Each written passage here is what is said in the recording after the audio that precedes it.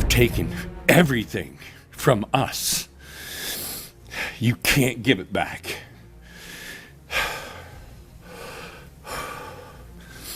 And nor will you ever give it back. I can't forgive you. There is no forgiveness for this. Ela estava murmurando algo para si mesma, repetindo as mesmas palavras várias vezes antes de a sentença ser lida. A sala cheia, a família das vítimas presente, o juiz Christopher Sabella tomando seu lugar no banco e Amber Pereira, sentada no banco dos réus, ensaiando algo, rezando ou tentando se preparar para um resultado que ela ainda acreditava que poderia ser diferente. Your life is ruined, but you also ruined a lot of lives and ended 3 lives. A defesa havia pedido 20 anos, a promotoria havia pedido prisão perpétua, e Amber Pereira, que tinha dado uma entrevista da cadeia reclamando que sua vida havia sido arruinada como se ela fosse a vítima de tudo aquilo, estava prestes a descobrir o que o juiz achava sobre o assunto. E quando o juiz Sabella finalmente falou, usou as palavras dela contra ela. Sim, senhora, sua vida foi arruinada, mas você também arruinou muitas vidas, e encerrou 3. E então pronunciou a sentença. O que você está prestes a ouvir é verificado por registros judiciais, laudos toxicológicos, depoimentos ao tribunal e reportagens locais de Tampa, Flórida.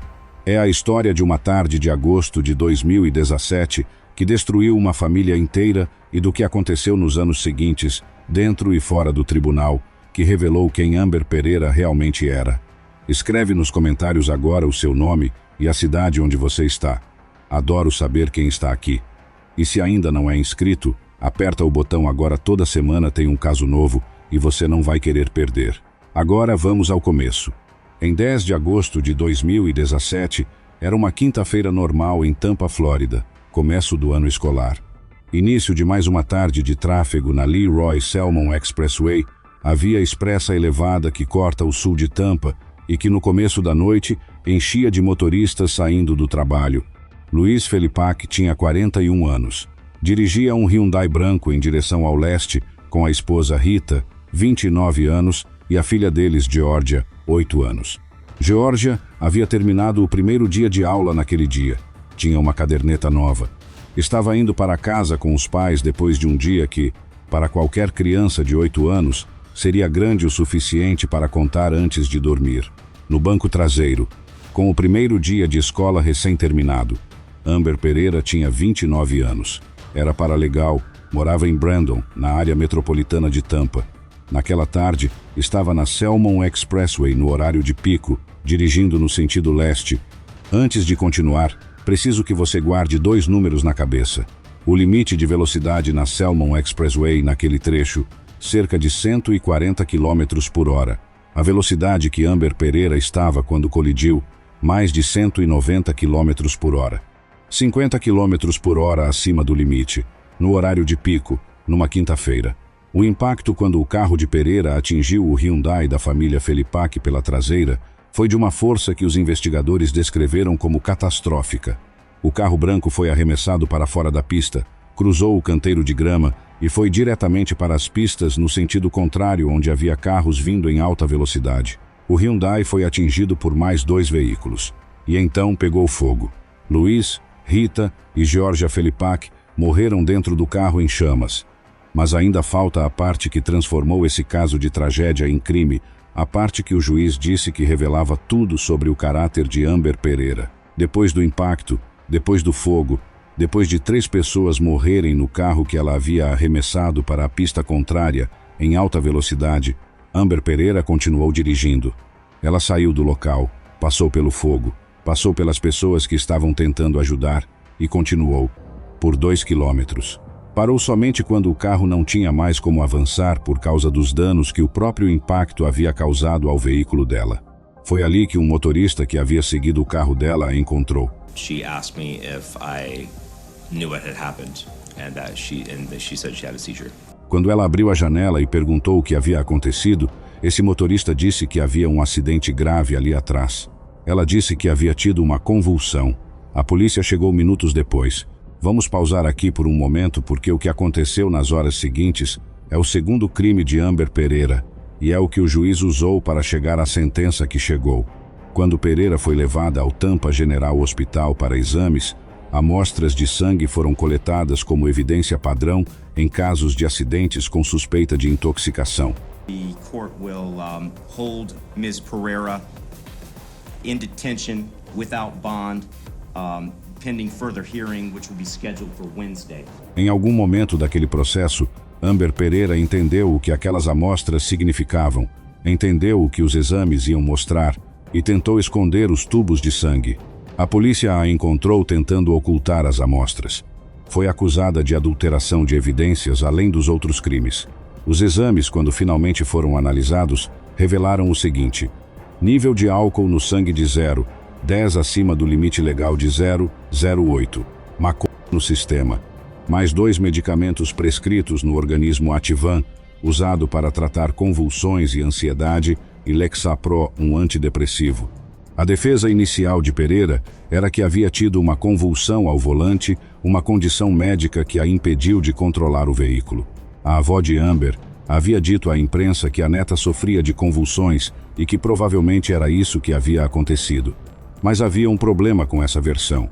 A co-trabalhadora de Amber havia testemunhado uma convulsão dela naquele mesmo dia, antes do acidente. A defesa usou isso para argumentar que era uma condição médica real.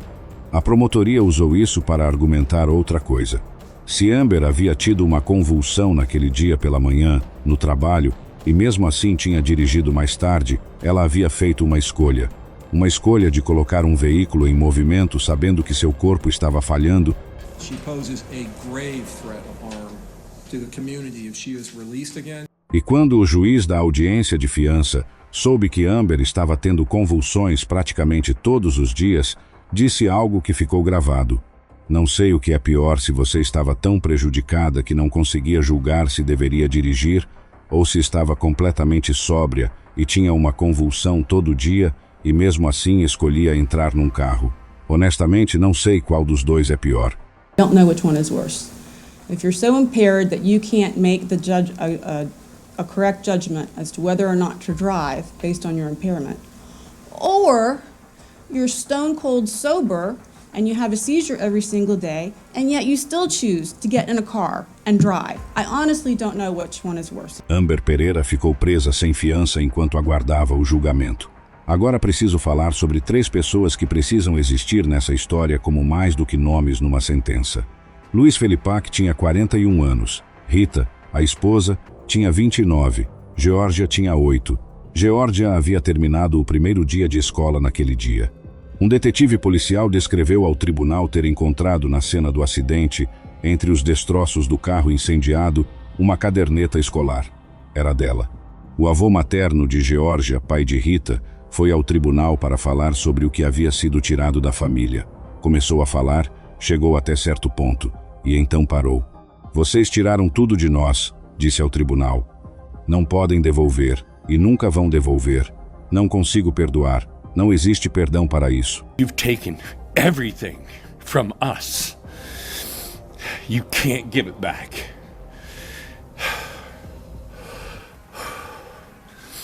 And nor will you ever give it back. I can't forgive you. There is no forgiveness for this. All of it becoming too much for this heartbroken father. I can't do this anymore. I need to end. Absolutely, sir. Sorry. Thank you. Não havia mais o que dizer. O que havia sido tirado dessa família era grande demais para ser nomeado completamente num tribunal. Era Luiz, que dirigia o Hyundai com a família naquele fim de tarde.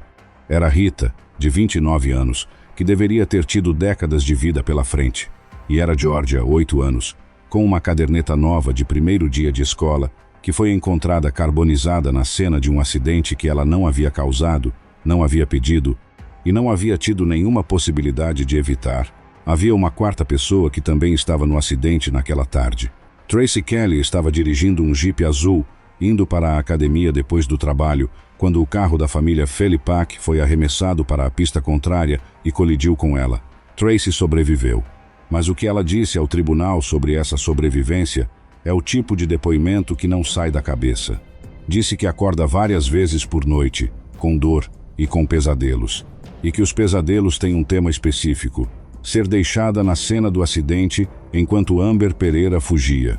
Estar presa, gritando por ajuda, enquanto quem havia causado aquilo seguia em frente. I wake up several times at night from pain, but also from nightmares.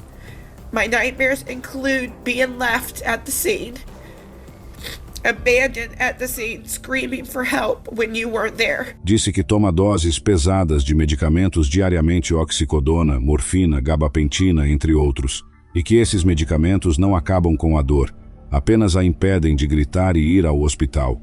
Disse que a família não a reconhece mais, que viu a filha observando ela e descrevendo alguém diferente, alguém que ficava no banco traseiro do carro e pulava de alegria quando ouvia música, e que isso não acontece mais. Tracy Kelly disse ao tribunal que a única forma de conseguir um certo alívio era saber que Amber Pereira estava presa. Saber que ela perdeu a vida dela, que vai passar os dias em dor, pensando no que fez cada dia dela não sendo feliz, me traz um certo conforto. Esse é o efeito de um acidente de 2 quilômetros numa quinta-feira à tarde numa via expressa de Tampa. Não apenas 3 mortes, uma sobrevivente que perdeu a versão de si mesma que existia antes, um avô que não conseguiu terminar o depoimento, uma caderneta de primeiro dia de escola encontrada no asfalto. Agora voltamos para Amber Pereira. Em setembro de 2019, depois de 2 anos aguardando o julgamento, Amber Pereira se declarou culpada. Não havia acordo com a promotoria sobre a sentença, ela se jogou à misericórdia do tribunal. Um risco enorme, porque isso significava que o juiz poderia sentenciar qualquer coisa dentro da faixa legal. Antes da sentença ser pronunciada, houve uma audiência onde Pereira leu uma declaração preparada. Disse que estava verdadeiramente arrependida, que rezava pela família das vítimas, que usaria o tempo de prisão para se tornar uma pessoa melhor.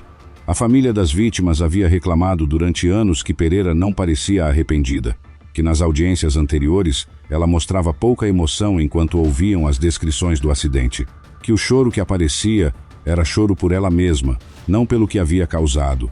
O juiz levou isso em consideração, mas havia mais. Durante o período de espera pelo julgamento, Pereira havia feito um comentário da cadeia sobre como sua vida havia sido arruinada. Essa frase não saiu dos arquivos. A promotoria pediu prisão perpétua. A defesa pediu 20 anos, citando que Pereira não tinha histórico criminal de violência, que havia se declarado culpada, economizando o Estado os custos de um julgamento longo, que demonstrava remorso genuíno, que havia cooperado. O juiz Christopher Sabella ouviu os 2 lados, e então abriu a boca e usou as palavras de Amber Pereira contra ela. Sim, senhora, sua vida foi arruinada, mas você também arruinou muitas vidas, e encerrou 3. Prosecutors asked the judge to throw Pereira in jail for life. The defense asked for 20 years. Judge Sabella slapped her with 50 years, which is pretty much a life sentence. O juiz enumerou o que havia pesado na decisão. Primeiro, Pereira parecia não demonstrar remorso genuíno. Segundo, tudo que ela havia feito depois do acidente demonstrava que estava preocupada exclusivamente com ela mesma. Não parou para ajudar. Não ligou para os socorristas. Não ficou no local. E quando chegou ao hospital, tentou esconder as amostras de sangue que poderiam provar o que havia consumido. Cada uma dessas ações depois do impacto era uma escolha, e cada escolha revelava a mesma coisa. Amber Pereira, nos momentos após causar a morte de 3 pessoas, pensou apenas em como se proteger. O juiz Sabella sentenciou 50 anos na prisão estadual da Flórida. A promotoria havia pedido prisão perpétua. A defesa havia pedido 20 anos. O juiz escolheu 50, um número que, na prática, é uma sentença de vida. Amber Pereira tinha 29 anos em 2017.